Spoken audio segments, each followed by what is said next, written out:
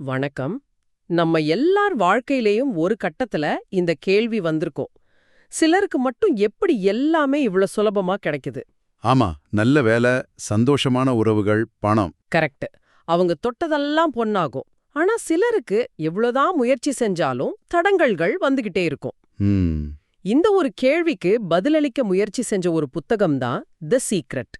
உலகெங்கும் ஒரு பெரிய விவாதத்தையே இது கிளப்புச்சு. கோடிக்கணக்கான பிரதிகள் வித்திருக்கு. ஆமா. அது சொல்ற அந்த இரகசியம் உண்மையா? அது நிஜமா வேலை செய்யுமா? இல்ல இது வெறும் பாசிட்டிவ் திங்கிங்கா? வாங்க இன்னைக்கு இதச்சம் ஆழமா அலசி பார்க்கலாம். மிகச்சரியான அறிமுகம். இந்த புத்தகம் சொல்ற மையக்கருத்து ஈர்ப்பு விதி, அதாவது law of attraction. Law of attraction கேள்விப்பட்டிருக்கேன். இது ஏதோ புதுசா கண்டுபிடிச்ச விஷயம்லாம் இல்ல. ஆனா இந்த புத்தகம் என்ன பண்ணுச்சுன்னா, அதை ரொம்ப எளிமையா ஒரு ஃபார்முலா மாதிரி மாத்தி கொடுத்துருச்சு. அதனால தான் அவ்ளோ பெரிய தாக்கத்தை ஏற்படுத்துச்சு இல்லையா? நிச்சயமா. சுருக்கமா சொல்லணும்னா, உங்க எண்ணங்களுக்கு ஒரு காந்த சக்தி இருக்கு. நீங்க எதை ஆழமா நினைக்கிறீங்களோ அதை உங்க வாழ்க்கையில ஈர்க்கிறீங்க. அது நல்லதா இருந்தாலும் சரி, கெட்டதா இருந்தாலும் சரி. அதேதான். ஓகே. எண்ணம் போல் வாழ்வுன்னு நம்ம ஊர்ல பல வருஷமா சொல்றதுதான். ஆனா இந்த புத்தகம் அத ஒரு படி மேலே கொண்டு போகுது போல. ஆமா, காந்த சக்தி ஈர்க்கிறதுன்னு சொல்றீங்க. அது அது எப்படி வேலை செய்யுதுன்னு புத்தகம் விளக்குதா? விளக்குது. அதுக்கு ஒரு அருமையான ஒப்புமைய பயன்படுத்துது. உங்கள ஒரு மனித ஒளிபரப்பு கோபுரம் மாதிரி கற்பனை செஞ்சுக்க சொல்லுது. Human transmission tower. ஆமா, உங்க ஒவ்வொரு எண்ணமும் ஒரு சிக்னல். அது ஒரு குறிப்பிட்ட அதிர்வெண்ல, அதாவது ஒரு ஃப்ரீக்வன்சில பிரபஞ்சத்துக்கு அனுப்பப்படுது. சரி. இத ஒரு ரேடியோ மாதிரி யோசிச்சு பாருங்களேன். நீங்க சந்தோஷமா நம்பிக்கையா இருக்கும்போது ஒரு 98.3 எஃப்எம்க்கு டியூன் பண்ண மாதிரி அங்க நல்ல பாட்டு தான் வரும். ஓகே. ஆனா நீங்க கோவமா விரக்தியா இருக்கும்போது நீங்க வேற ஒரு ஸ்டேஷனுக்கு மாறிடுறீங்க. அங்க வர்றதெல்லாம் சோகமான விஷயங்களா இருக்கும். அப்போ நம்ம உணர்வுகள் தான் அந்த டியூனர். சரியா சொன்னீங்க. நீங்க எதை உணர்றீங்களோ அந்த அதிர்வெண்ணுக்கு நீங்க மாறிடுறீங்க. ஒத்ததை ஈர்க்குங்கிறது தான் இதுல அடிப்படை விதி. இந்த ரேடியோ ஒப்புமை புரிஞ்சுக்க ரொம்ப சுலபமா இருக்கு.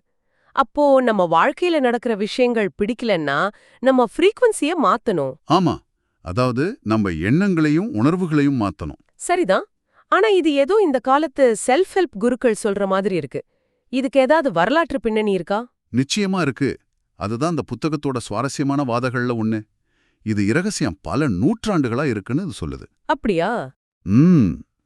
பண்டைய பாபிலோனியர்கள், பிளேட்டோ, ஷேக்ஸ்பியர், நியூட்டன், பீத்தோவன், ஏன் ஐன்ஸ்டீன் வரைக்கும் எல்லாருக்கும் இது தெரிஞ்சிருந்ததுன்னு இந்த புத்தகம் குறிப்பிடுது. ஒரு நிமிஷம். நியூட்டன், ஐன்ஸ்டீனா? அவங்க விஞ்ஞானிகளாச்சே. ஆமா, அவங்க எப்படி இந்த மாதிரி ஒரு கருத்தை ஆதரிச்சிருப்பாங்க? அவங்களோட கோட்பாடுகளை எடுத்து இந்த புத்தகத்துக்காக ஒரு புது விளக்கத்தை கொடுக்கறாங்களா? நல்ல கேள்வி. புத்தகம் அவங்க சொன்ன மேற்கோள்களை எடுத்து முன்வைக்குது. ஆனா நீங்க சொல்ற மாதிரி விமர்சகர்கள் என்ன சொல்றாங்கன்னா, அவங்க சொன்ன விஷயங்களை இவங்க கண்ணோட்டத்துல மறுவிளக்கம் செய்றாங்கன்னு ஒரு வாதம் இருக்கு. சரி. ஆனா புத்தகத்தோட நோக்கம் இந்த சிந்தனை காலங்காலமா இருந்துட்டு வருதுன்னு சொல்றதுதான். சரி, இந்த விதி உண்மையா இருந்தா அதை எப்படி பயன்படுத்துறதுன்னு பார்க்கலாம். ஆமா, அதுதான் முக்கியம். புத்தகம் இதுக்கு ஒரு தெளிவான 3 படி செயல்முறைய கொடுக்குது. அது பிரபஞ்சத்தை அலாவுதீனின் அற்புத விளக்குல வர பூதம் மாதிரி பார்க்க சொல்லுது. ஓ. அந்த பூதம் எட்டோங்க சொல்ற ஒரே வார்த்தை, உங்கள் விருப்பமே என் கட்டளை. உங்கள் விருப்பமே என் கட்டளை. கேட்கவே நல்லா இருக்கு. அப்போ அந்த 3 படிகள் என்னென்ன? முதல் படி கேள், ஆஸ்க். உங்களுக்கு என்ன வேணுங்கிறதுல ரொம்ப தெளிவா இருக்கணும். மனசுக்குள்ள சும்மா நினைக்கிறது இல்லையா?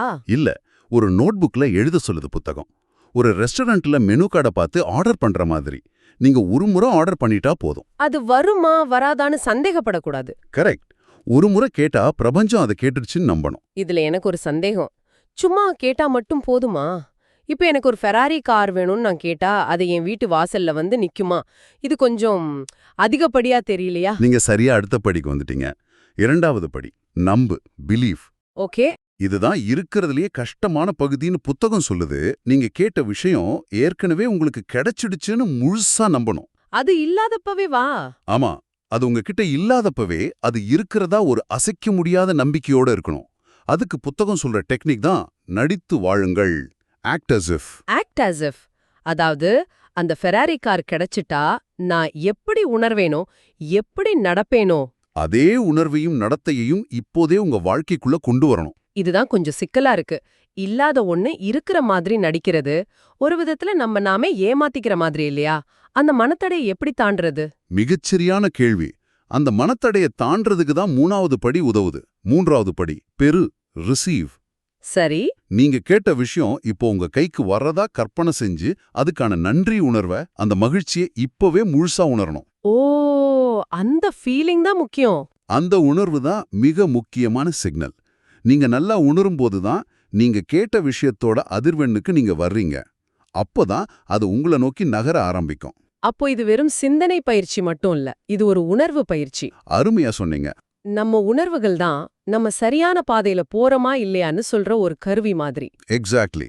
நம்மளோட உணர்வுகள் ஒரு ஜிபிஎஸ் மாதிரி வேலை செய்யுதுன்னு புத்தகம் சொல்லுது. நீங்க சந்தோஷமா நன்றியோட உணர்ந்தா நீங்க சரியான பாதையில போறீங்கன்னு ஜிபிஎஸ் சொல்லுது. அதுவே கவலையா கோவமா இருந்தா ரீரூட்டிங் உங்க சிந்தனைய மாத்துங்கன்னு ஒரு அலர்ட் கொடுக்குது. இதுதான் அந்த பின்னூட்ட மெக்கானிசம், அதாவது ஃபீட்பேக் மெக்கானிசம். ஓகே, இந்த தியரி கேட்க நல்லா இருக்கு. ஆனா நிஜ வாழ்க்கையில உதாரணமா பணம், உறவுகள், ஆரோக்கியம் மாதிரி விஷயங்கள்ல இதை எப்படி பயன்படுத்துறது? ஏன்னா இங்கதான் நிறைய பேருக்கு பிரச்சனை. பணத்துல இருந்து ஆரம்பிக்கலாமே. நிச்சயமா. பணத்தை பத்தி புத்தகம் சொல்ற மிக முக்கியமான விஷயம் பணப்பற்றாக்குறையில கவனம் செலுத்தாதீங்கிறது தான். அதாவது என்கிட்ட பணம் இல்லைன்னு சொல்லக்கூடாது. ஆமா, என்கிட்ட பணம் இல்ல, கடனா இருக்கு, இத வாங்க காசு இல்லன்னு சொல்ல நீங்க பற்றாக்குறையத்தான் அதிகமா ஈர்க்கிறீங்கன்னு சொல்லுது. அப்போ என்ன செய்யணும்? அதுக்கு பதிலா உங்ககிட்ட ஏற்கனவே இருக்கிற செல்வத்துக்கும் வரப்போற செழிப்புக்கும் நன்றி சொல்லணும். என்னால் இதை வாங்க முடியும், பணம் என்னை நோக்கி சுலபமா வருதுன்னு உங்க பேச்சையும் சிந்தனையும் மாத்தணும். இதுக்கு ஏதாவது உதாரணம் இருக்கா? இருக்கு. ஜாக் கேன்ஃபீல்டோட கதை ஒரு சிறந்த உதாரணமா சொல்லப்படுது. Jack Canfield chicken soup for the soul புத்தகத்தோட எழுத்தாளர் தானே? அவர் என்ன செஞ்சார்? ஆமா, அவரேதான். அவரு ஒரு வருஷத்துக்கு $1,00,000 சம்பாதிக்கணும்னு இலக்கு வச்சார். சரி. அதுக்காக ஒரு போலி $100,000 நோட்டை அவரே டிசைன் பண்ணி அதை தன் படுக்கையறை கூரையில ஒட்டி வச்சார். தினமும் காலையில எழுந்ததும் முதல் வேலையை அதை பாப்பார். அத பார்த்து என்ன பண்ணுவாரு? அது அவருக்கு கிடைச்சிட்டா எப்படி உணர்வாரோ அந்த உணர்வை வரவழைப்பார். சுவாரஸ்யமா இருக்கு. அப்புறம் என்னாச்சு? ஒரு போலி நோட்டை ஒட்டி வச்சதுக்காக அவருக்கு அந்த பணம் வந்துடுச்சா? அது கொஞ்சம் டூ மச்சா தெரியல? அந்த நேரத்துல அவர் எழுதின புத்தகங்கள் நல்ல விற்பனையானதுக்கும் இதுக்கும் சம்பந்தம் இல்லாம இருக்கலாம் இல்லையா? மிக முக்கியமான கேள்வி இது. புத்தகம் இத ஒரு நேரடி காரணமா தான் சொல்லுது. ஆனா நம்ம ஆழமா யோசிச்சா அந்த நோட்டு அவருக்கு ஒரு தொடர்ச்சியான நினைவூட்டலா, ஒரு ஊந்து சக்தியா இருந்திருக்கலாம். ஓ, அந்த இன்ஸ்பயர்ட் ஆக்ஷனுக்கு இது தூண்டுதலா இருந்திருக்கலாம். சரியா சொன்னீங்க. புத்தகம் சொல்றபடி அந்த வருஷம் அவர் $92,000 சம்பாதிச்சார். இலக்குக்கு ரொம்ப பக்கத்துல. பரவாயில்லையே. இத உணர்ந்த அவர் அடுத்த ஆண்டு $1 மில்லியன் இலக்காக வைத்தார். அதே வருஷம்தான் chicken soup for the soul புத்தகத்துக்கான முதல் ராயல்டி காசோலையே கிட்டத்தட்ட $1 மில்லியன் வந்தது. ஓகே, பணத்தை ஈர்க்கிறது ஒரு விஷயம். ஆனா வாழ்க்கையில பணத்தை விட முக்கியமானது நல்ல உறவுகள். காதலியா இருக்கலாம், நண்பர்களா இருக்கலாம். மத்தவங்களோட நம்ம உறவை மேம்படுத்த இந்த விதி உதவுமா? உதவும் தான் புத்தகம் சொல்லுது. உறவுகளை பொறுத்தவரை புத்தகத்தோட கவனம் முழுக்க நம்ம மேலதான் இருக்கு. நம்ம மேலையா? ஆமா, உங்கள் வேலை நீங்கள்தான் அப்படின்னு ஒரு வரி வரும். அதாவது மத்தவங்க உங்ககிட்ட எப்படி நடந்துக்கணும்னு நீங்க எதிர்பார்க்கறீங்களோ அப்படி முதல்ல நீங்க உங்ககிட்ட நடந்துக்கணும். செல்ஃப் லவ், சுய அன்பு. அதேதான். மத்தவங்க கிட்ட இருந்த அன்பை எதிர்பார்க்கறதுக்கு முன்னாடி நீங்க உங்களை முழுமையா நேசிக்கணும், மதிக்கணும். உங்களை நீங்களே சந்தோஷமா வச்சுக்கிட்டா நீங்க ஒரு காந்தம் மாதிரி சந்தோஷமான மனிதர்களை ஈர்ப்பீங்கன்னு சொல்லுது. இது கேட்க நல்ல அறிவுரை மாதிரி தான் இருக்கு. இதுக்கு ஏதாவது கதை இருக்கா? இருக்கு. ஒரு பெண்ணு ஒரு சரியான துணையை ஈர்க்கணும்னு ரொம்ப முயற்சி செஞ்சாங்க. ஆனா அவங்க தன்னோட கார் கேரேஜ்ல காரை எப்பவுமே நடுவுல தான் நிறுத்துவாங்க. அதுக்கு என்ன? அவங்க நண்பர் ஒருத்தர் இதை பார்த்துட்டு, நீங்க இப்படி செய்யறது மூலமா உங்க வாழ்க்கையில இன்னொருத்தருக்கு இடமில்லைங்கிற சிக்னல்ல பிரபஞ்சத்துக்கு அனுப்புறீங்கன்னு சொன்னார். அப்போ பிரபஞ்சம் நம்ம பார்க்கிங் இடத்தை எல்லாம் கவனிக்குதா? அது ஒரு குறியீடு செயல்தான். மனரீதியாகவும் பௌதிக ரீதியாகவும் இன்னொருத்தருக்கு நம்ம வாழ்க்கையில இடம் கொடுக்க தயாரா இருக்கும்னு நமக்கு நாமே சொல்லிக்கிற ஒரு வழிமுறை. ஓ, சரி சரி. இதை உணர்ந்த அந்த பெண் கேரேஜ்ல தன் காலுக்கு ஒரு பக்கமா இடம் ஒதுக்கி இன்னொரு காருக்கான இடத்தை காலியாக விட ஆரம்பிச்சாங்க. சில மாதங்கள்ல அவங்க எதிர்பார்த்த துணைவர் வாழ்க்கையில வந்ததா புத்தகம் சொல்லுது. அதாவது அந்த செயல் மூலமா அவங்க நம்பிக்கை வலுப்படுது. ஆமா, நான் தயாருங்கிற சிக்னலை அவங்க உணர்வுபூர்வமா அனுப்புறாங்க. அடுத்து ஆரோக்கியம். இது பலருக்கும் முக்கியமான ஒண்ணு இல்லையா? ஆமா, ரொம்ப முக்கியம். ஆரோக்கியமும் எண்ணங்களும் நேரடியா சம்பந்தப்பட்டதுன்னு புத்தகம் ஆணித்தரமா சொல்லுது. மருந்து போலி விளைவு, பிளசீபோ எஃபெக்ட், இதுக்கு ஒரு பெரிய சான்றா காட்டப்படுது. அது உண்மைதான். வெறும் சர்க்கரை மாத்திரையை நம்பி கொடுத்தா கூட குணமாகறவங்க இருக்காங்க. அதேதான், மனசுக்கு அந்த சக்தி இருக்கு. மன அழுத்தம் தான் பல நோய்களுக்கு மூல காரணம்னு இன்னைக்கு மருத்துவ உலகமே ஒப்புக்கொண்டது. ஆமாம். எல்லா மன அழுத்தமும் ஒரே ஒரு எதிர்மறை எண்ணத்துல தான் தொடங்குதுன்னு புத்தகம் சொல்லுது. கேத்தி குட்மேன்கிற ஒரு பெண்மணியோட கதையை இதுல பகிர்ந்திருக்காங்க. அவங்களுக்கு மார்பக புற்றுநோய் இருந்ததாகவும், ஓ.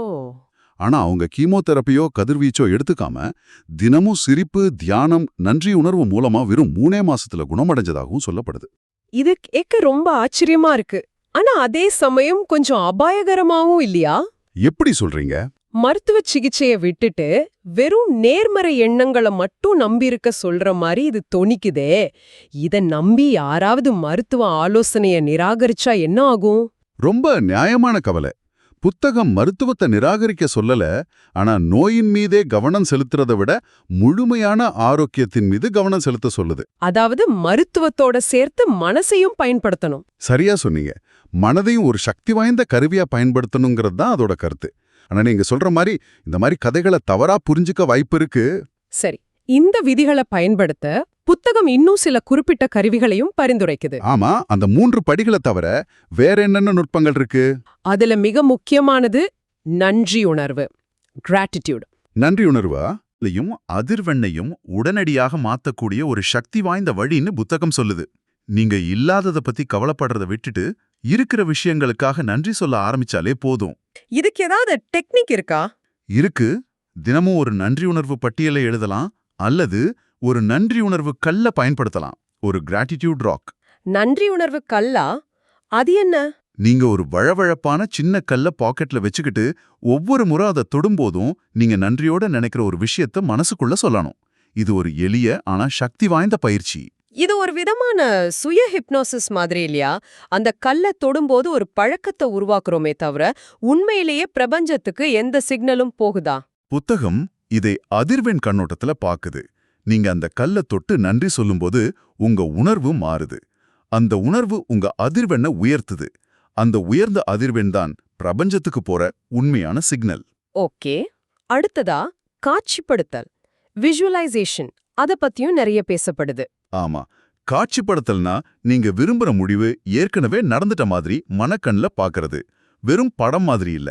அப்புறம் முடிஞ்ச அளவுக்கு 5 புலன்களையும் அதுல ஈடுபடுத்தணும். உதாரணமா, அந்த புது காரை நீங்க வாங்கணும்னா அதோட ஸ்டீரிங் வீல பிடிக்கிற மாதிரி, அந்த புதுலெத சீட்டோட வாசனைய நுகர்ற மாதிரி, இன்ஜின் சத்தத்தை கேக்குற மாதிரி. ஆமா, அந்த உணர்வுகளை இப்பவே உணரணும்.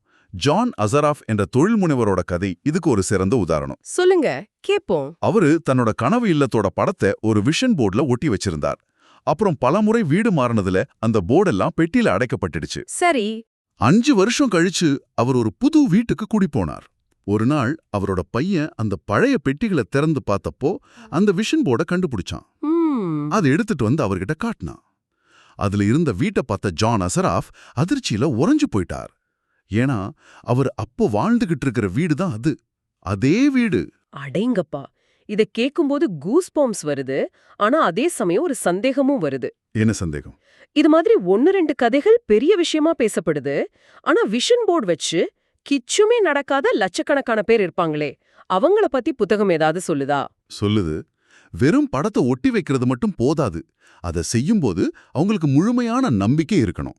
இது நடக்குமாங்கிற சின்ன சந்தேகம் வந்தா கூட அது எதிர்மறையான சிக்னலை அம்பிடும். நம்பிக்கை தான் முக்கியம். ஆமா, அல்லது அவங்க ஆசைப்படுறது ஒண்ணா இருக்கும், ஆனா அவங்களோட ஆழ்மன நம்பிக்கை வேறொன்றா இருக்கும். இந்த முரண்பாடு தான் தோல்விக்கு காரணம்னு புத்தகம் விவரிக்குது.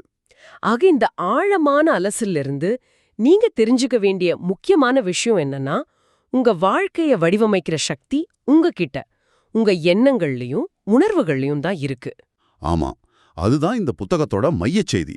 நீங்க வெறும் ஒரு உடல் மட்டும் அல்ல, நீங்க ஒரு ஆற்றல் களம், ஒரு எனர்ஜி ஃபீல்டு. நம்ம எல்லாரும் இந்த ஒற்றை பிரபஞ்ச மனதின் ஒரு பகுதி. அதேதான். அதனால உங்ககிட்ட எல்லையற்ற ஆற்றலும் சாத்தியங்களும் இருக்குன்னு புத்தகம் வலியுறுத்துது. அதை எப்படி பயன்படுத்துறதுங்கிறது தான் இரகசியம். நிறைவா இந்த புத்தகம் உங்களை இந்த சிந்தனையுடன் விட்டுச் செல்கிறது. உங்கள் நோக்கம் நீங்கள் சொல்வதுதான். உங்கள் பணி நீங்கள் உங்களுக்கு கொடுப்பதுதான். நீங்க தான் உங்க வாழ்க்கையோட இயக்குனர். இறுதியா ஒரு சிந்தனை. என்னன்னா, இந்த புத்தகம் திருத்தம், அதாவது ரிவிஷன் ஒரு தினசரி பயிற்சியை பரிந்துரைக்குது. ரிவிஷனா? அது என்ன? ராத்திரி தூங்குறதுக்கு முன்னாடி அன்னைக்கு நாள்ல உங்களுக்கு பிடிக்காத மாதிரி நடந்த ஏதாவது ஒரு நிகழ்வை நீங்க விரும்பியபடி நடந்ததா உங்க மனசுக்குள்ள மறுபடியும் ஓட விட்டு பார்க்கணும். நடந்தத மாற்றி நினைப்பதா? ஆமா, அப்படி செய்யறது அடுத்த நாளுக்கான உங்க அதிர்வெண்ணை தூய்மைப்படுத்தி ஒரு நல்ல தொடக்கத்தை கொடுக்கும்னு சொல்லப்படுது. இது உண்மையா பொய்யான்னு தெரியாது. ஆனா ஒரு சோதனையா செஞ்சு பார்க்கலாம். அதேதான். இன்று இரவு உறங்குவதற்கு முன் உங்கள் நாளில் நடந்த ஒரு சிறிய தருணத்தின் கதையை மட்டும் நனவுடன் மாற்றி எழுத முயற்சித்தால் என்ன நடக்கும் என்று சிந்தித்துப் பாருங்கள்.